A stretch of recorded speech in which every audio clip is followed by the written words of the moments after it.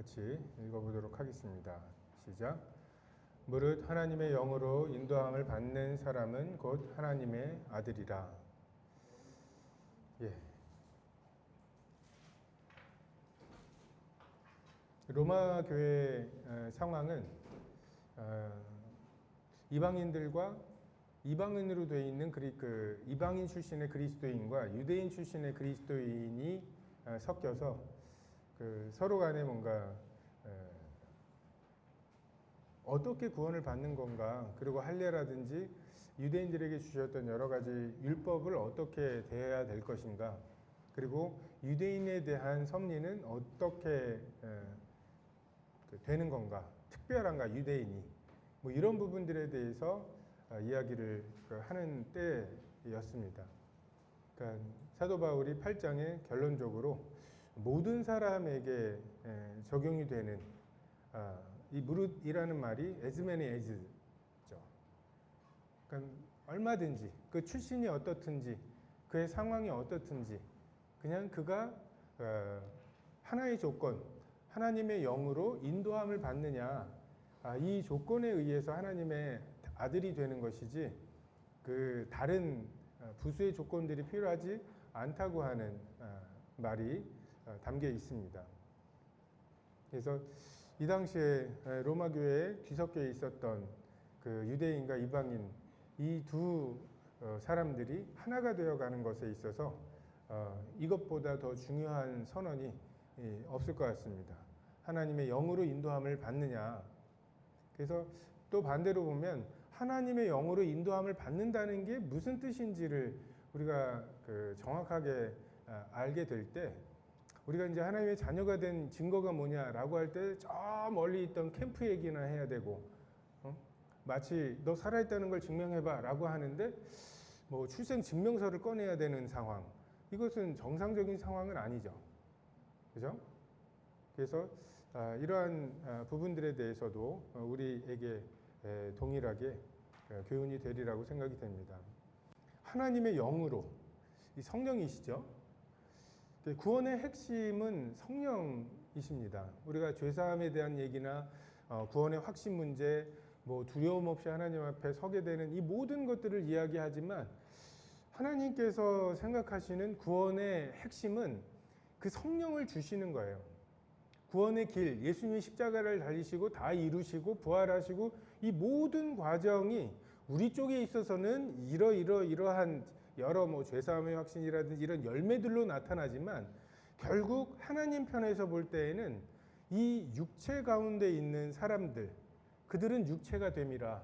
이게 하나님께서 그 노아의 때에 홍수를 내리신 이유이셨죠. 하나님의 영이 그들과 함께 하실 수 없는 상태. 근데 반대로 구원이라고 하는 것은 하나님의 영이 그들과 함께 하시는 상태, 함께 하실 수 있는 상태죠. 그리고 그것을 위해서 하나님께서는 거룩한 영이 정말 죄 많은 우리들 가운데 함께 하실 수 있는 모든 근거를 마련하셨고, 그것이 예수님의 십자가 사역입니다. 하나님이 이제는 누구든지 원하는 사람에게 성령을 주실 수 있게 되었죠. 이게 이제 하나님의 입장에서의 예수님의 십자가가 의미하는 그 복된 소식이죠. 승리의 소식입니다. 예수님도 계속해서 말씀하시죠.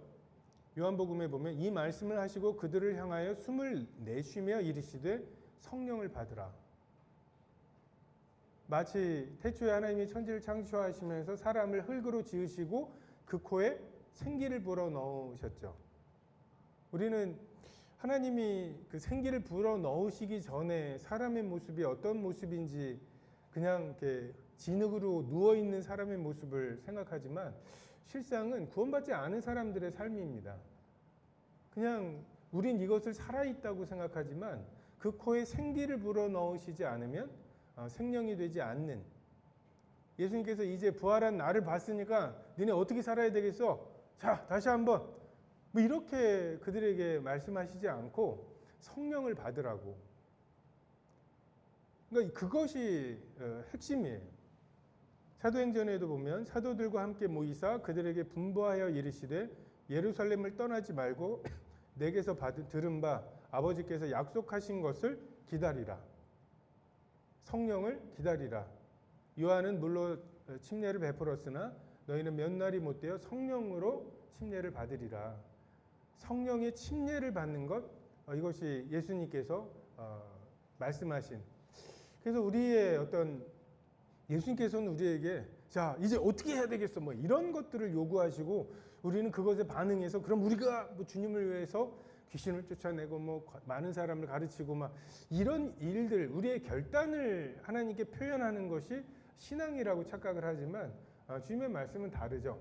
기다리라고, 떠나지 말라고. 그리고 이스라엘 나라를 회복하심이 이때냐고 묻는 제자들에게 오직 성령이 너희에게 임하시면 너희가 권능을 받고 예루살렘 온 유대와 사마리아와 땅끝까지 이르러 증인이 된다. 하나님은, 예수님은 우리에게 기대하지 않으시죠. 성령을 의탁하십니다. 예수님께서 그 16장이죠. 요한복음 16장에 또 죄에 대해 의에 대해 심판에 대해서 책망하실 성령님을 의탁하시죠. 내가 떠나는 것 때문에 너희가 근심하지만 실상을 말하노니 내가 떠나는 게 좋다. 왜냐하면 보혜사가 오실 것이기 때문에. 우리가 읽은 로마서 8장의 핵심도 성령이시죠. 로마서 8장 계속 성령님에 대해서 이야기를 합니다. 2절에 생명의 성령의 법이 있고요. 4절에 영을 따라 행하는 우리의, 그리고 5절에 영을 따르는 자, 6절에 영의 생각과 육의 생각을 대비해서 말씀하시고 10절에 영은 의로 말미암아 살아있다고, 11절에 예수를 죽은 자 가운데서 살리신 이의 영으로 성령님을 표현하시죠.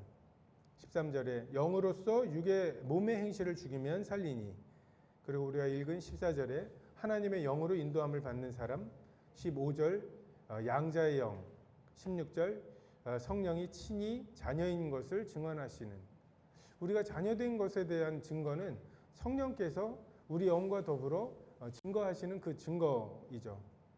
23절에 성령의 처음 익은 열매에 대한 말씀, 26절 성령도 우리의 연약함을 도우시나니 말할 수 없는 탄식으로 친히 간구하시고 마음을 살피시는 이가 성령의 생각을 아시는. 우리가 기도할 때 포도주가 없는데 어떻게 기도합니까? 엉뚱한 기도를 하죠. 근데 어떻게 물이 포도주가 되는 기적을 우리가 경험하게 되나요? 우리 속에 있는 성령께서 하나님의 뜻에 부합하는 기도를 드리신다는 거죠. 그래서 우리의 기도가 온전하지 않아도, 우리의 회개가 온전하지 않아도 우리 속에 있는 성령께서 그 온전하지 않은 기도에 대해서 친히 간구해 주시는, 이것이 우리의 구원의 확실성입니다. 하나님은 우리를 신뢰하지 않으시죠. 우리도 우리 자신을 신뢰하지 말아야 될 필요가 있습니다. 우리 마음에 두신 성령을 의지하는 것, 그리고 그분을 따르는 것, 이것이 핵심입니다. 그러니까 우리가 뭐 구원 받았고 받아가고 있고 장차 받을 거잖아요.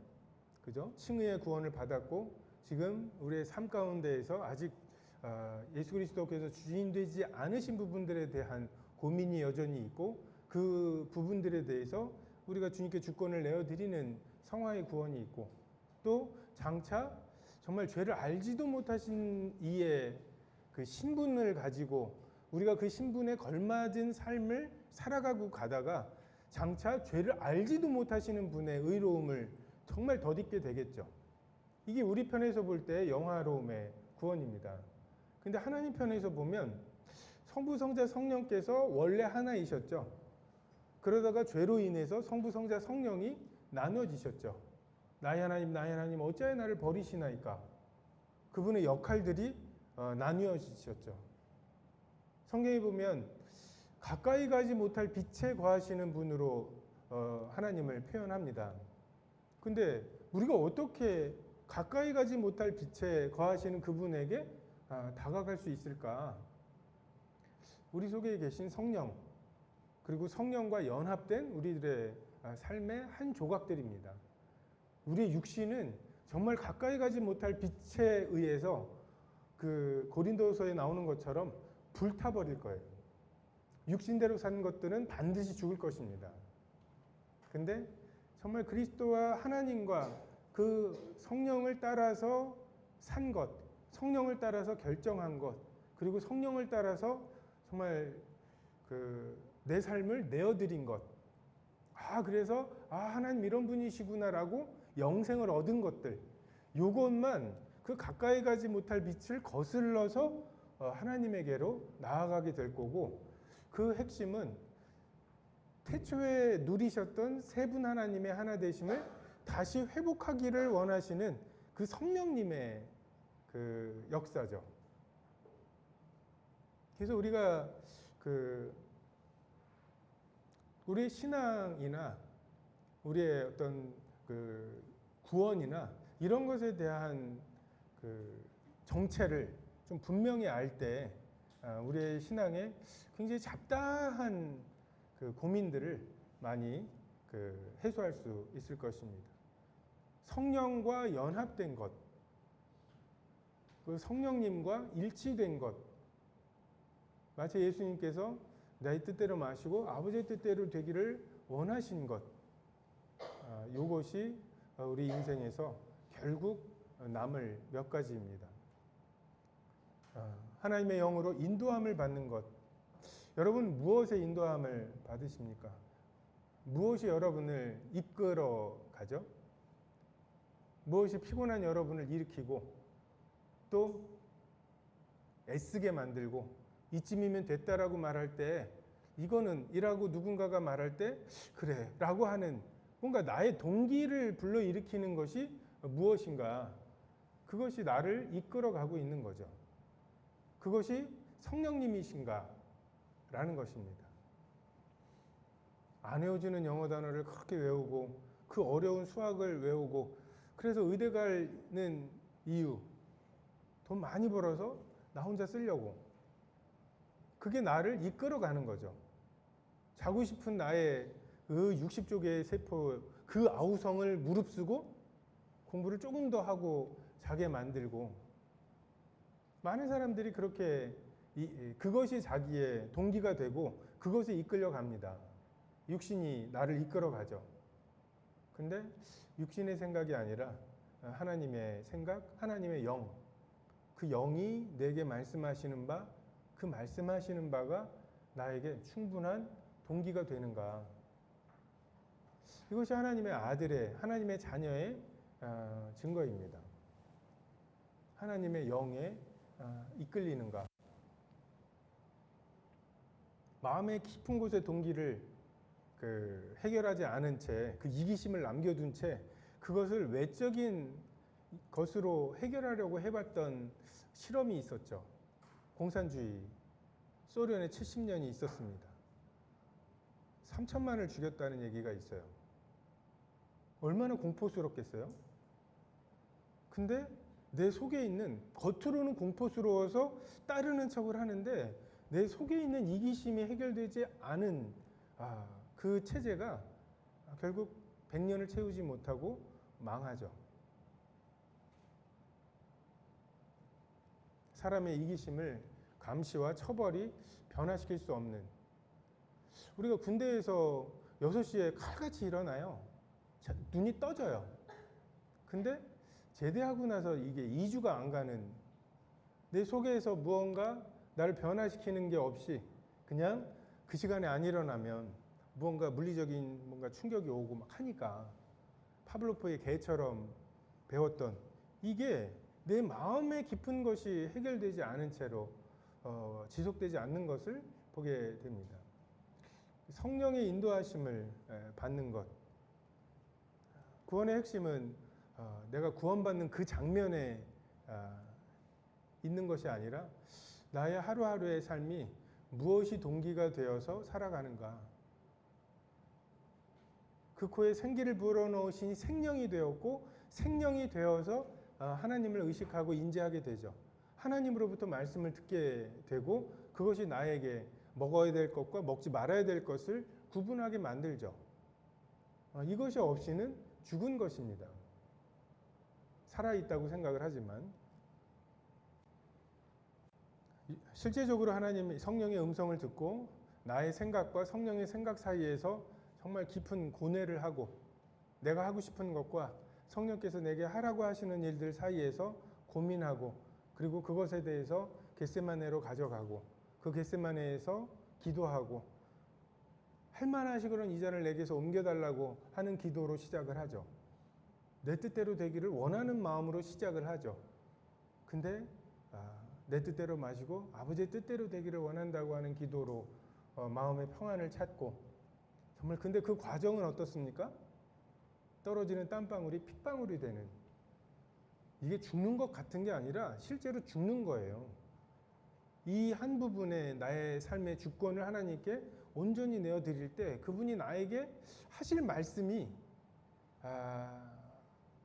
죽는 것 같은 공포이죠.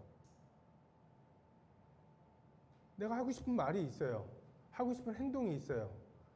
그리고 내가 볼 때 너무너무 정당해요. 근데 하나님이 그렇게 하지 말라고 하셔요. 그리고 저 사람을 통해서 내가 하는 말을 들으라고. 근데 그 저 사람이라고 하는 그 하나님이 정해주신 사람 있죠? 그 사람이 하는 말은 뻔할 것 같거든요. 교장 선생님 말씀을 들으래요. 근데 그 교장 선생님은 하실 말씀이 뻔해요. 난 그 말이 듣고 싶지 않아서 다른 음성을 찾고 있는데 교장 선생님의 말을 들으라고. 죽을 것 같죠. 잠도 안 와요. 소화도 잘 안 되고. 성령의 인도하심을 받아서 우리가 가야 하는 곳이 어디입니까? 성령께서 예수님을 어디로 인도하셨어요? 광야로 인도하셨죠. 먹을 것이 없는 곳으로 인도하셨죠. 40일을 굶게 하셨죠. 시험을 받는 곳으로 예수님을 인도하셨고 십자가의 길로 인도하시고 이것이 성령의 인도함의 실제적인 모습입니다. 사도행전에 보면 성령의 인도하심이 있습니다. 성령의 충만함을 받아서 성령의 말하게 하심으로 말하기 시작한 우리가 복음 전할 때 그런 경험들을 하죠. 처음에는 우리가 시나리오를 짜요. 이 말하면 얘가 이 말하고 이 말하면 또 이 말하고 또 변증이 될 거고 그럼 주변에 애들이 모이면 어떻게 하고 막 온갖 걱정을 하면서 결국은 말을 꺼낼 그 타이밍을 놓치곤 하죠. 근데 한번 말 시작하고 나면 윽 하는 게 올라오죠. 예수님과 그 복음이 당하고 있는 어처구니 없는 취급을 볼 때 우리 속에 처음에는 목소리 커지네 막 하면서 막 그러다가 하면서 이제 속에서 막 욱하니 올라오는 것 가지고 그 예수님 그런 분 아니라고 막 변화하기 시작할 때 정말 이게 성령의 말하게 하심이구나. 우리가 얼마나 말이 많은 사람들인가 라고 하는 것을 경험하게 되기 합니다. 성령께서 다윗의 입을 위탁하셔서 말씀하시는 게 있고 이사야의 입을 통해서 말씀하시는 게 있죠. 그리고 그 집사의 자격, 성령과 지혜가 충만한 사람, 믿음이 충만한 사람. 그래서 성령이 충만한 사람이 집사의 자격 중에 하나입니다. 그리고 성령이 빌립더러 그 병거에 가까이 가라고 실제적으로 인도하시고 주를 경외함과 성령의 위로로 진행하여 고린도 교회에 바울이 편지를 보낼 때에도 그들이 당하는 여러 어려움들에 대해서 위로하는 게 아니라 우리를 위로하신 그 위로의 하나님이 너희도 위로하기를 원한다고. 그게 그의 위로의 전부였습니다.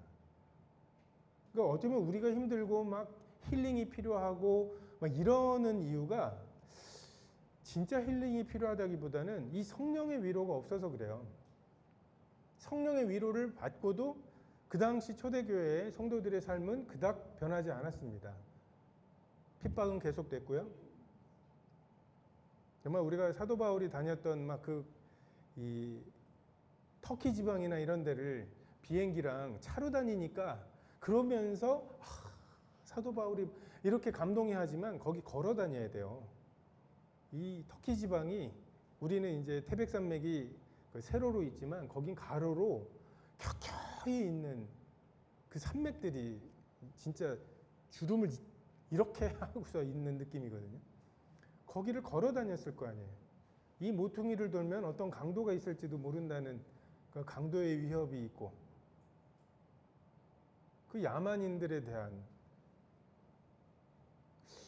그러한 상황 속에 성령의 위로가 있었습니다. 성령이 가르치되 내가 불러 시키는 일을 위하여 바나바와 바울을 따로 세우라고 실제적으로 명령하시죠. 그리고 아시아에서 말씀을 전하지 못하게 하시는 일도 하시죠.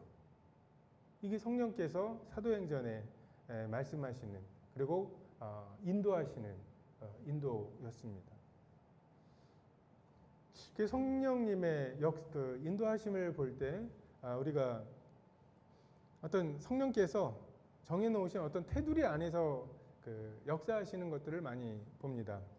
하나님의 성품과 기록된 말씀 안에서 말씀하시죠. 예수님의 영광을 드러내시고요. 진리로 우리를 인도하시고 그래서 하나님은 진리만 우리에게 말씀하셔요. 우리에게 동기부여를 시키기 위해서 진리가 아닌 무언가를 사용할 수 없습니다. 반대로 사탄은 진리를 사용할 수 없어요. 오로지 진리가 아닌 것들로만 동기부여를 해야 합니다.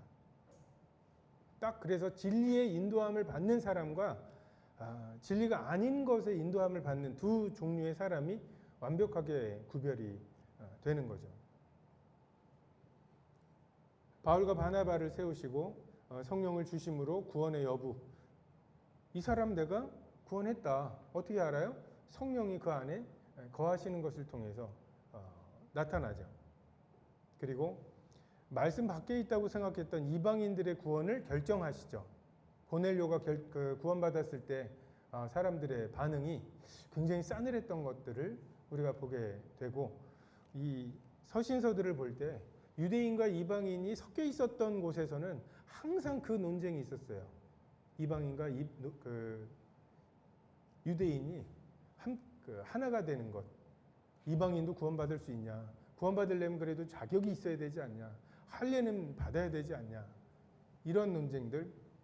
근데 그것들을 성령께서 우리가 구원받을 때 성령 받은 것처럼 이 이방인도 동일한 성령을 하나님이 주셨다면 우리가 성령을 거스를 수 없다. 이것이 성령께서 사람들을 인도하시는 방법이었습니다. 근데 성령을 또 말씀에 가둬두는 경향이 오류가 있습니다. 말씀을 이런 걸 거야 라고 생각하고 그래서 그 말씀 안에 성령을 가두다 보면 이방인에게 복음을 전하고 그들이 구원받으면 안 되는데 안식일에는 안식만 해야 되는데 라고 성령의 역사를 가둬둘 위험성이 있죠. 근데 그 테두리는 어떻게 보면 하나님의 말씀과 성령님의 역사가 모순된다기보다는 정말 안식일의 주인이 예수님이 되시는 예수님은 안식일에도 주인이신 이것을 우리가 이해하지 못한 채 예수님을 안식일에는 무조건 안식해야 된다라는 말씀에 가두려고 한 것이 문제였죠.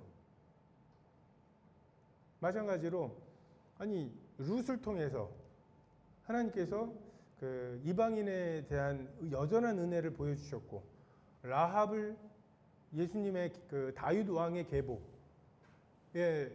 넣으시는 것을 통해서 또 제자들에게 너희는 가서 만민에게 복음을 전파하라고 모든 족속으로 제자를 삼으라고 예루살렘 온 유대 사마리아 땅끝까지 이르러 내 증인이 되라고 너무너무나 분명하게 말씀하셨음에도 불구하고 우리들의 어떤 선입견이나 이런 것으로 성령님의 역사는 요 테두리 안에서 이루어져야 합니다. 라고 말하는 이러한 오류가 있습니다. 그래서 이 어떻게 보면 성령의 역사에 객관성이 있고요. 성령의 역사에 주관성이 있거든요. 그러니까 성령의 역사는 이 테두리 안에 있다라고 하는 객관적인 부분들이 있고요. 모두가 공감하고 할 만한. 근데 어떤 경우에 그 성령께서 임의로 역사하시는 경우들도 있어요. 각 사람에게 맞게 고넬료를 구원하시는 장면이라든지 사도 바울을 부르시는 장면이라든지 임의로 하시죠. 그러니까 이런 부분들에 대해서는 우리가 열려 있을 필요가 있습니다. 그래서 우리가 성령의 역사, 성령이 인도하신 만큼이나 굉장히 어떤 거지? 말씀은 되게 단순하잖아요. 무릇 하나님의 영으로 인도함을 받는 사람은 하나님의 자녀라, 하나님의 아들이라. 근데 하나님의 영의 인도함을 받는다는 것이 도대체 무엇인지에 대해서 나름대로의 많은 생각들이 있죠. 그래서 신기한 걸 추구하는 사람들이 성령이 인도하시면 뭔가 신비할 거야. 내 생각과는 전혀 다를 거야. 나의 경험과는 너무나 다를 거야. 라고 하면서 뭔가 그 방언을 받는다거나 아니면 어떤 신기한 표적들을 구하거나 아니면 최소한 성경에서 뭐 이사에 대한 하나님의 말씀을 주거나 진로에 대한 하나님의 어떤 말씀을 주시거나 뭐 이런 거, 그리고 뭐 양털 뭉치가 젖어 있고 나머지는 말라 있고 뭐 이런 것처럼 뭔가 그 하나님이 우리에게 주신 법칙과는 좀 다른 부분들을 보여주시는 것, 이걸 따라가려고 하는 경향이 있고요. 또는 하나님의 생각을 자기의 이미 정해놓은 뜻에 이렇게 이용해 먹는, 자기는 이 길로 갈 거예요. 그리고 이 길로 가는 것을 지지해 주는 말씀들을 이렇게 덧붙여 놓는 이러한 경우들이 있죠. 어쨌든 말씀에 없는 건 아니잖아요. 뭐 이런 식으로. 그래서 이것을 어떻게 해결할 수 있을까라고 생각을 해보면 정답은 해결할 수 없습니다. 이러한 사람들의 우리는 가장 선한 것을 가장 악하게 사용하는 사람들이거든요. 신약 성경에 제일 처음 쓰여진 야고보서와 제일 마지막에 쓴 요한서신서의 가장 큰 주제는 믿었다고 말하면서 행함이 없는 것 가짜다라는 말이에요. 다시 말해서 믿음으로 구원받는다는 말씀이 그 은혜의 복음이 전파된 첫 번째 증상부터 끝까지 버리지 못했던 습성? 나 믿었다니까. 믿음 있어 나는. 이걸로 때우려고 하는, 자기를 헌신하지 않고 그냥 믿은 경험을 가지고서 자기의 믿음을 대신하려고 하는 이런 습성이 있는 거죠. 무법스럽게. 근데 아무리 정교하게 이 교회 조직을 짜고 뭐 어떤 형식을 만들어도 해결할 수 없는 문제입니다. 유일하게 하나님께서 이걸 해결하시는 방법은 하나님의 말씀에 대한 정확한 지식과 또 하나님의 말씀에 순종하고자 하는 우리들의 마음, 이 두 가지로 이것을 해결하시죠. 그러니까 거듭나게 하셔서 우리들의 마음이 정말 하나님의 말씀을 추구하고, 그리고 그 말씀이 뭐라고 말씀하시든지 그게 나에게 손해가 되는 말씀이라도 할지라도 나는 그 말씀대로 순종하고자 하는 마음의 욕구. 마치 죄가 왕노릇할 때 죄가 나에게 뭐라고 말씀하고 말하고, 그리고 그 죄가 하는 말이 나에게 때로는 용기를 필요로 하죠. 몰래 가서 훔쳐와야 되기도 하고, 또 밤을 새야 되는, 클럽에 가서 밤을 새야 되기도 하고. 그런데 어때요? 그것에 기꺼이 순종하잖아요. 죄가 왕노릇할 때 우리가 죄에게 순종했던 것처럼 의가 우리에게 왕노릇할 때 하나님이 내게 요구하시는 그것을 정말 그냥 선하신 정도가 아니라, 기뻐하시는 정도가 아니라 온전하신 정도까지 내게 요구하시는 그 하나님의 뜻을 정말 끝까지 이루어드리고 싶은 이런 마음의 소원, 이 두 가지로. 그래서 여러분이 이 두 가지를 잘 갈고 닦는 것이 성령의 인도하심을 수월하게 받는 방법입니다. 말씀이 무슨 뜻인지 알아야 돼요. 또 암송해야 되죠. 묵상해야 되고, 이것이 그러한가 하여 상고해야 되고, 남편을 위하여 창을 내라. 우리 남편을 위해서 오늘 또 맛있는 음식을 하고, 근데 그게 사우스 있죠? 남쪽을 향해서 윈도우를 내라는 뜻이 되게 적용은 훈훈하죠. 남편을 위하여 창을 내라. 남편을 위해 창을 내라는 게 뭘까? 창으로 햇빛이 들어오고 뭔가 뭐 이러면서 그냥, 근데 정확하게 이해하지 못한 채 훈훈한 적용을 했다고 하더라도 그게 하나님의 뜻이 아닌 것들이죠. 그래서 말씀에 대한 그 정확한 이해와 그리고 그 하시는 말씀에 순종하고자 하는 마음, 이 두 가지가 또 연결되어 있습니다. 순종하고자 하는 마음으로 말씀을 대할 때 우리가 그 말씀이 무슨 뜻인지 이해가 되는 그 성령께서 조명해 주시는 이런 역사가 있죠. 처음에 막 썸 탈 때 막 그런 거 있잖아요. 왜 크크크크를 6번 했을까? 막 이런 거, 막 그런 거 가지고서 막 그 의미 부여하고, 하나님의 말씀에 대해서 우리가 그런 태도가 있는 거죠. 이 말씀을 왜 이 단어를 사용하셨을까? 이 단어로 내게 말씀하고자 하는 게 뭘까? 그거를 알아내서 순종해드리고 싶은. 근데 이런 마음도 성령께서 우리 마음에 만드시는, 그 에스겔에서 나오는 것처럼 내가 영을 너희에게 부어주리니 돌같이 굳은 마음이 고기같이 살처럼 부드러워질 거라고. 하나님의 영이 우리 마음속에 임해야 우리 마음에 그러한 태도가 생깁니다. 그래서 하나님의 어떤 객관성과 주관성이 좀 배치되는 것처럼 보이는 경우들, 그럴 때에는 어떻게 보면 우리들의 선입견을 깨시는 것이 아닐까. 베드로가 그랬죠. 잡아먹으라고. 근데 나 이런 거 먹은 적 없다고.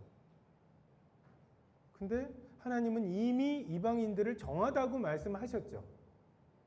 근데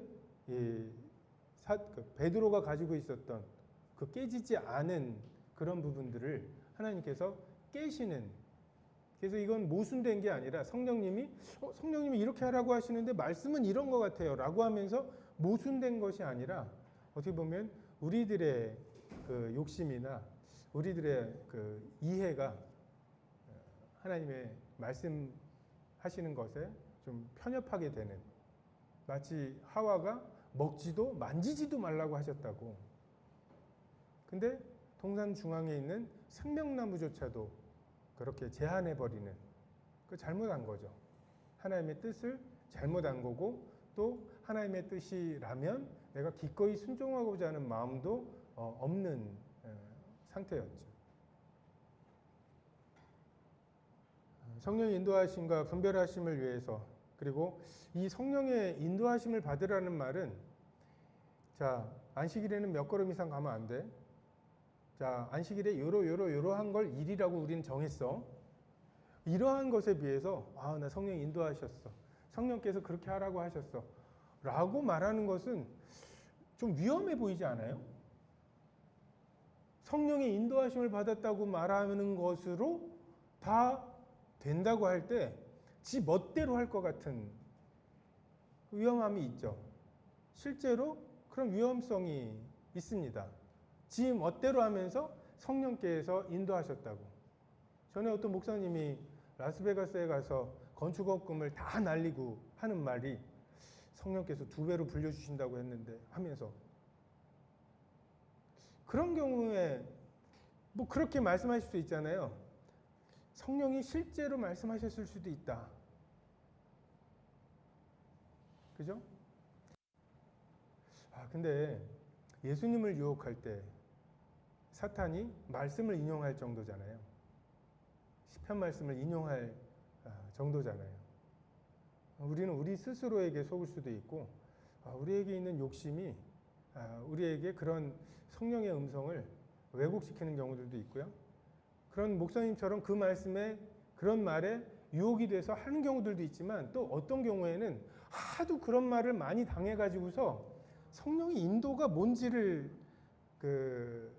분별을 못해서 한 발자국도 못 나가는 경우들도 있어요. 어떤 게 하나님의 뜻이야? 막 하면서 그래 이런 게 하나님의 뜻인가? 하나님이 말씀하셨는데 그 말씀에 대해서 또 잘못 분별한 건 어때? 하면서 말은 되게 편하게 성령의 인도하심을 받으면 된다고 주의 영이 계신 곳에 자유함이 있다고 말하지만 실제로 우리의 실생활 속에서는 성령이 인도하신 만큼 추상적이고 성령이 인도하신 만큼 선택하기 어려운 또 오히려 율법을 주셨으면 좋겠는 그냥 이게 율법의 매력이에요. 눈에 보이잖아요.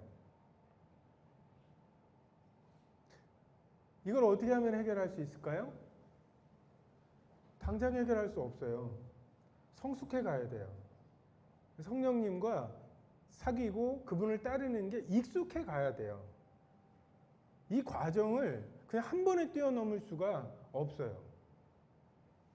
제일 선택할 게 많은 청년의 때 아직은 선택하는 것이 어떤 게 성령의 뜻인지가 되게 헷갈리는.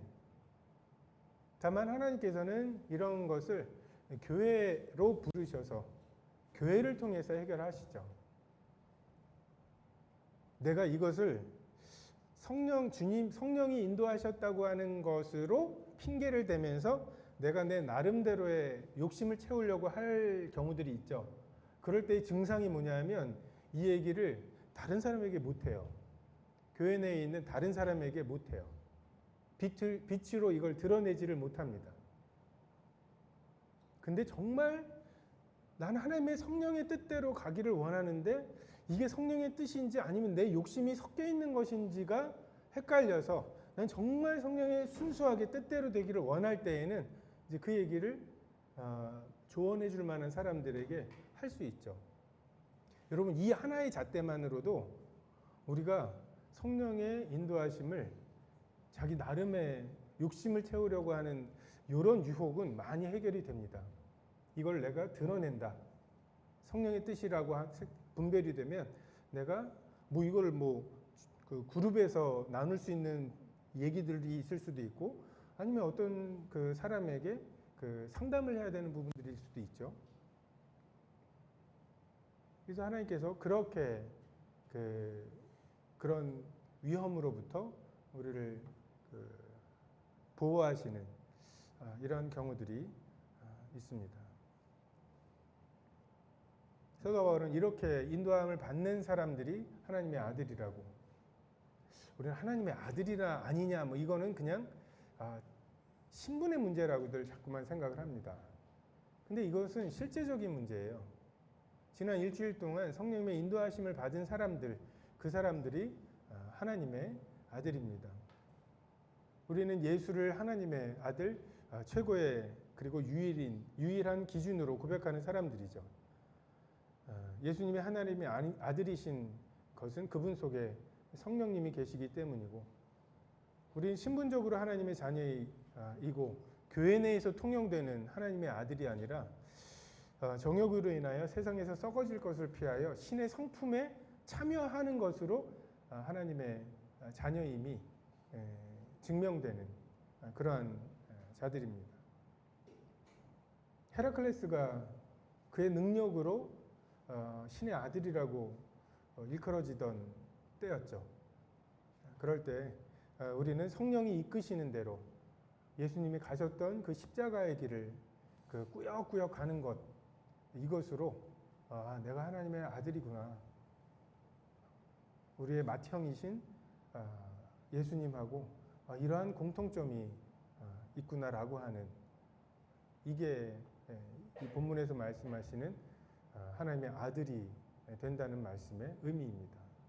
이것으로 구원받는다는 말씀이 칭의를 받는다는 말씀이 아니잖아요. 그래서 하나님의 영으로 인도함을 받는 사람, 곧 하나님의 아들이라. 그래서 실제적으로 그룹에서 인도하심을 어떻게 받는가, 우리는 인도하심을 어떻게 분별하는가, 그리고 그것에 어떻게 순종하는가, 이런 부분들을 나눠보면 좋을 것 같습니다. 기도하겠습니다.